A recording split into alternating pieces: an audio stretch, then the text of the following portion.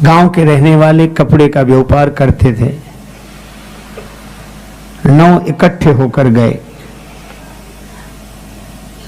नदी पार करनी थी। एक दूसरे का हाथ पकड़ लो, कोई बह ना जाए।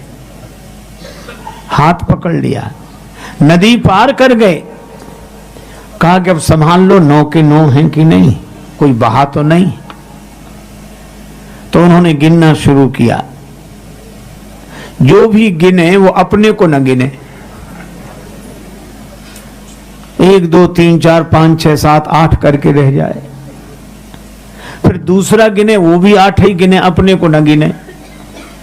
अब तो सबने रोना शुरू किया, बह गया बह गया, एक बह गया एक बह गया। तब तक एक महात्मा निकले। क्यों रो रहे हो?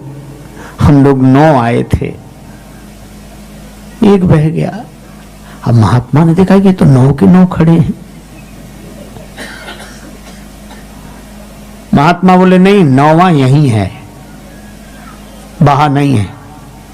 तो कैसे फैसला हो? महात्मा बोले गिनो। तो उस व्यक्ति ने गिनना शुरू किया, 1। महात्मा बोले ठीक, 2 3 4 5 6 7 8 पे आके फिर रोने लगा। महात्मा ने वही हाथ जो 8 पे रखा था ऐसे मोड़ा कि ये 8 और ये 9।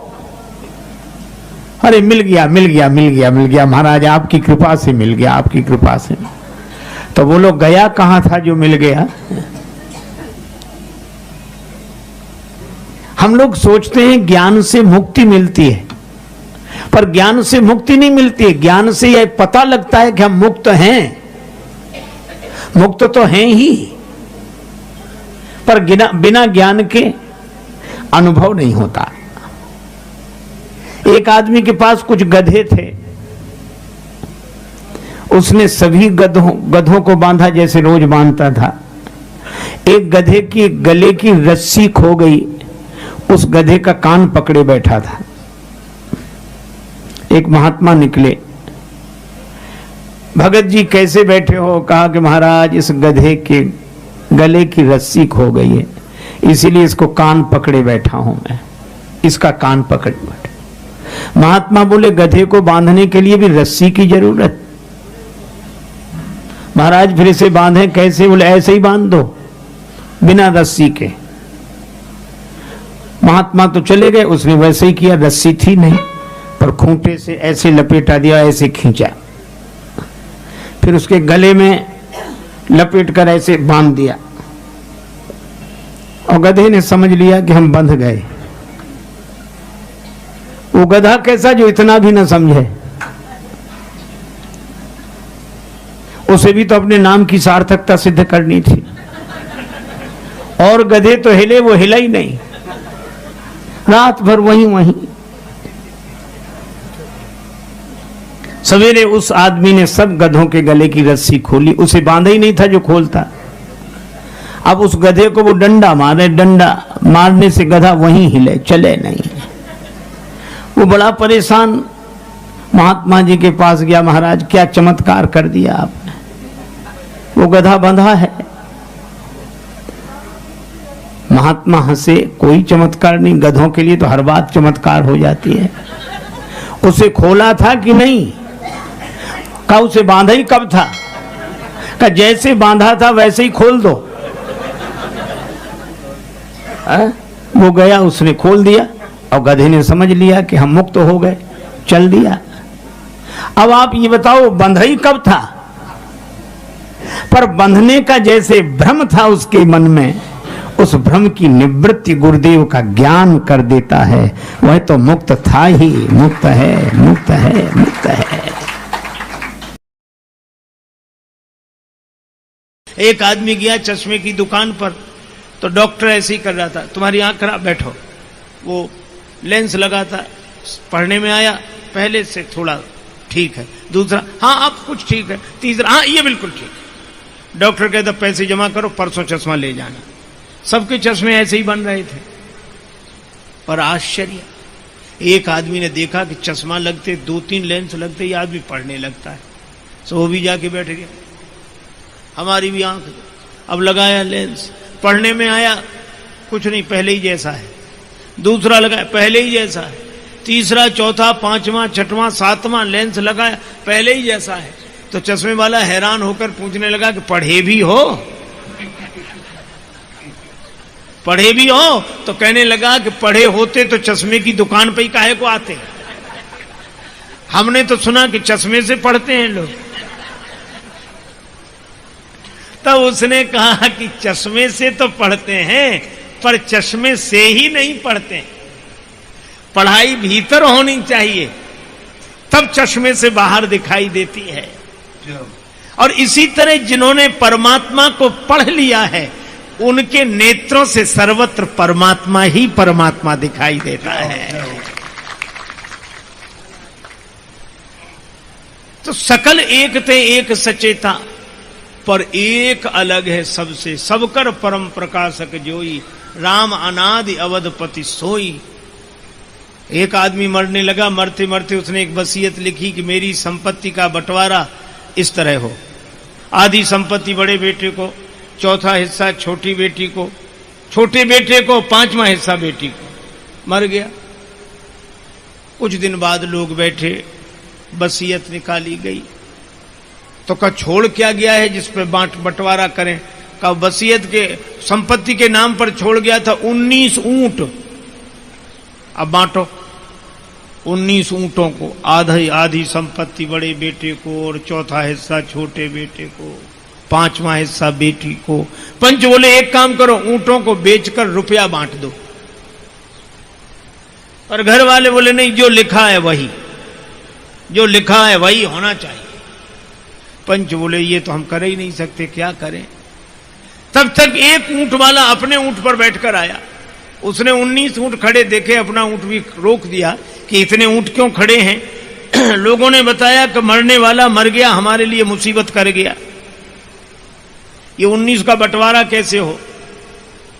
आने वाले ने कहा मरने वाला हमारा मित्र था, मैं अपना ऊंट दान दे रहा हूं, अब बंटवारा कर दो। अब आप भी बंटवारा करना। ऊंट हो गए 20, बांटो भाई। पंच बोले अभी बांट देते हैं।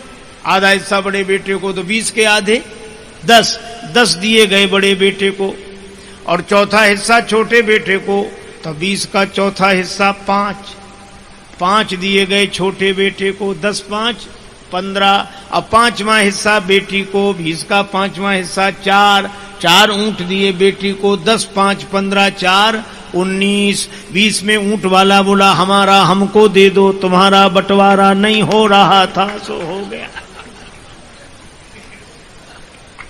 अब आप देखो 20वां बटा नहीं, पर 20वें के बिना कुछ बटा भी नहीं। 20वें के बिना बंटवारा हो नहीं सकता, लेकिन जिसके बिना बंटवारा नहीं हो सकता वो फिर भी नहीं बंटता है। यथा अनेकन वेश धरि नृत्य करे नट कोय, और जोई सोई भाव दिखावई आपन होय न सोय। तुलसीदास यह चिद विलास जग बूझत बूझत बूझे। ये चैतन्य का विलास है। सबकर परम प्रकाशक जोई, राम अनादि अवधपति सोई। जिसका बंटवारा होता नहीं हो। पूर्ण मदः पूर्ण।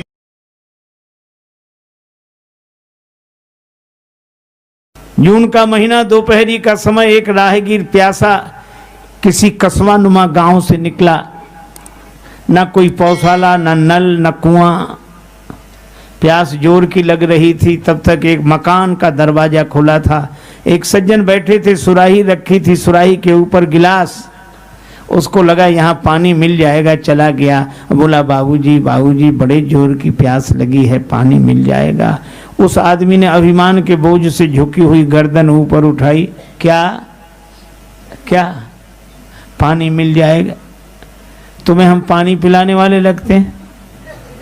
हमारे पास तुम जैसों को पानी पिलाने के अलावा कोई काम नहीं है।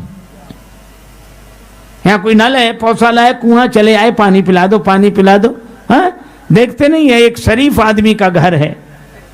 राहगीर मन ही मन बोला सो तो देख ही रहे हैं। आजकल शरीफों के घर ऐसे हो गए जहां पानी भी ना मिले। पहले मकान के बाहर लिखा रहता था शुभागमन, सुस्वागतम। अंग्रेजी पढ़े लिखे लोग लिखते थे वेलकम। अब ये सब नहीं लिखा मिलेगा। अब लिखा मिलेगा बिना इजाजत अंदर आना मना है। किसी किसी मकान के सामने लिखा होगा कुत्ते से सावधान, हालांकि उसमें रहते आदमी हैं।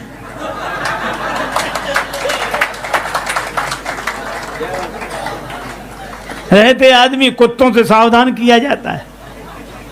हमने एक सज्जन से कहा कुत्ता काहे को पालते हो, तो वो कहने लगा कि महाराज जमाना बड़ा खराब है, बड़ा डर है। डर है? हाँ।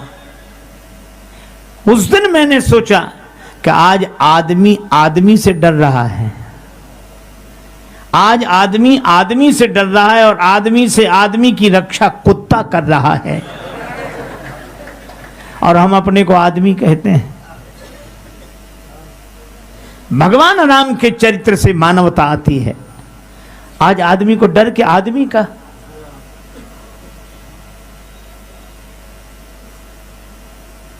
अच्छा बोलो, कुत्ता चोरी करने नहीं आता, चोर को पकड़वाने में मदद करता है। ये सब आदमी करते हैं, तो कहां मानवता है? उस राहगीर ने कहा कि गलती से आ गए, पानी तो पिला दो। तो उन्होंने अपने नौकरों को आवाज लगाई। मजे की बात, कोई नौकर मौजूद नहीं था। तो एक उन्होंने कहा राहगीर से कि बैठ जाओ, किसी आदमी को आ जाने दो, पानी पिलवाए देता हूं। बड़ी देर तक कोई नौकर नहीं आया।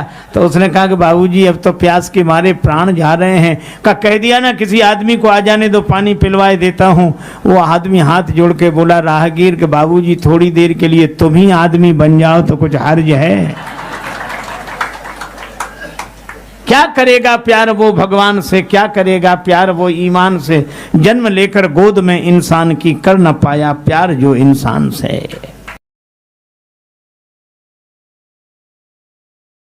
एक आदमी रेलगाड़ी में बैठा तो अपने साथ जो उसकी गठरी थी, पोटरी, वो सिर पर रख ली। किसी ने कहा भले आदमी रेलगाड़ी में बैठे हो, गठरी सिर पे काहे को रखे हो? कहने लगा पूरा वजन रेलगाड़ी पर नहीं, कुछ तो अपने सिर पे भी होना चाहिए। अब इससे ये पूछो गठरी सिर पे रख ली तो क्या रेलगाड़ी पे नहीं है? उसने सिरदर्द पैदा कर लिया। गठरी सिर पर रखेगा तो सिरदर्द तो हो गई, यद्यप वजन रेलगाड़ी पे ही है। इसी तरह भगवत शरणागति होने पर कुछ लोग अभिमान के कारण अपने प्रपंचों की गठरी अपने सिर पर रख लेते हैं। वजन तो भगवान पर ही है, लेकिन वे अभिमान के कारण अपना सिरदर्द पैदा कर लेते हैं। और जिन्होंने ये सिरदर्द मिटा दिया, जो भगवान के प्रति समर्पित हो गए। हमारे पूज्य गोस्वामी बिंदु जी महाराज कहते हैं कि दुख में भी न यूं घनश्याम तुमको दुख से घबरा करके छोड़ूंगा, न यूं घनश्याम तुमको दुख से घबरा करके छोड़ूंगा, और जो छोड़ूंगा तो कुछ मैं भी तमाशा करके छोड़ूंगा। और अगर था छोड़ना तुमको तो फिर क्यों हाथ पकड़ा था, अगर था छोड़ना तुमको तो फिर क्यों हाथ पकड़ा था, और जो अब छोड़ा तो मैं जाने न क्या क्या करके छोड़ूंगा। और मेरी रुसवाइयां देखो मजे से शौक से देखो, रुसवाई बदनामी, मेरी रुसवाइयां देखो मजे से शौक से देखो, तुम्हें भी मैं सरे बाजार रुसवा करके छोड़ूंगा। और तुम्हें नाज की बेदर्द रहता है तुम्हारा दिल, मैं उस बेदर्द दिल में दर्द पैदा करके छोड़ूंगा। मैं उस बेदर्द दिल में दर्द पैदा करके छोड़ूंगा। और निकाला तुमने अपने दिल के जिस घर से, उसी घर पर अगर दृग्बिंदु जिंदा हैं तो कब्जा करके छोड़ूंगा। पत्थर बरसात में भी हिलता डुलता नहीं, गर्मी में भी हिलता डुलता नहीं। पड़ा है, अहिल्या जी तो पड़ी हैं। प्रतीक्षा, यदि नाथ का नाम दया निधि है तो दया भी करेंगे कभी न कभी। अघहारी हरि दुखिया जन के दुख क्लेश हरेंगे कभी न कभी।